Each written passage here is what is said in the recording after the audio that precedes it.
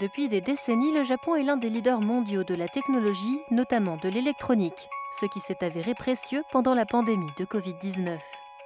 Bienvenue dans Spotlight, où nous découvrirons comment le Japon utilise la technologie pour améliorer la communication entre les humains à une époque où l'on nous demande de garder nos distances les uns avec les autres. Nous sommes dans la préfecture de Shizuoka, célèbre pour ses plantations de thé et sa vue imprenable sur le mont Fuji. La ville de Fujieda s'efforce d'offrir une qualité de vie élevée à ses 140 000 habitants. En raison de l'épidémie de Covid-19, de nombreuses personnes âgées, vivant seules ou en maison de retraite, ne peuvent plus recevoir la visite de leur famille ou de leurs amis, avec tous les risques que cela induit sur leur santé mentale. La ville peut donc leur louer un compagnon inhabituel. Il s'appelle Papero. J'ai reçu la réponse de Yuka, merci. Quand je me réveille le matin, avoir Papero près de moi m'encourage à parler de façon naturelle. J'ai donc l'impression de commencer la matinée par une conversation. Ça me permet de me sentir moins seule. Grâce à sa fonction de reconnaissance vocale basée sur l'intelligence artificielle, ce petit robot aide les personnes âgées à converser. Il leur permet également de rester en contact avec leurs proches grâce à l'envoi de messages ou de photos.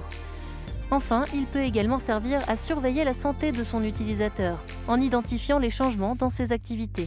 Fujieda a été l'une des premières villes du Japon à piloter ce projet au plus fort de la pandémie. Papero peut prendre des photos pour les envoyer à des parents qui vivent loin. Un jour, alors que son utilisatrice âgée s'était effondrée sur le sol, le robot a envoyé une photo à sa famille. Ils l'ont alors immédiatement appelée et ils ont découvert qu'elle avait une fracture et donc qu'elle ne pouvait plus bouger. Grâce à Papero, ils ont su qu'il y avait une urgence et ont pu amener leur grand-mère chez le médecin.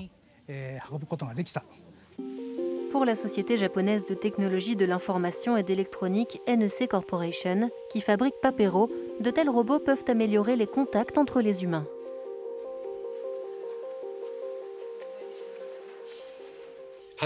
J'ai commencé à développer Papero parce que ma mère vivait loin et que je voulais trouver un moyen pour garder un œil sur elle. Certains vivent seuls et se sentent tristes, donc ils veulent avoir quelqu'un à qui parler. Les gens utilisent la fonction conversation en moyenne 15 fois par jour et plus de 50 fois pour certains d'entre eux.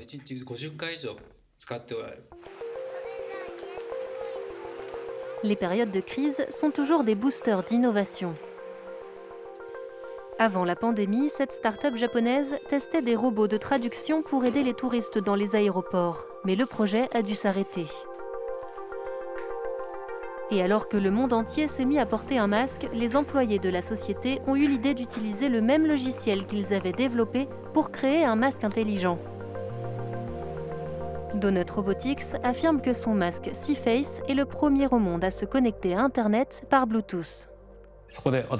En tant que société de robotique, nous avons réfléchi à ce que nous pourrions faire et nous avons imaginé un masque connecté à un smartphone qui pourrait aider à maintenir une distance sociale, numériser les voix ou traduire.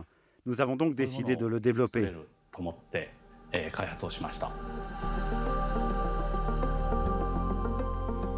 Associé à une application, le masque peut traduire la parole de son utilisateur en plusieurs langues grâce à son microphone intégré, amplifier sa voix ou transcrire ses mots. Bonjour. Aujourd'hui, il fait beau. Une équipe de télé est avec nous.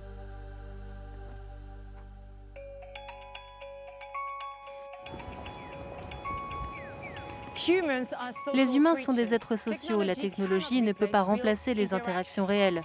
Cependant, lorsque nous ne pouvons pas nous voir en face à face et que nous devons rester éloignés les uns des autres pour notre propre bien, elle peut certainement améliorer un peu nos échanges.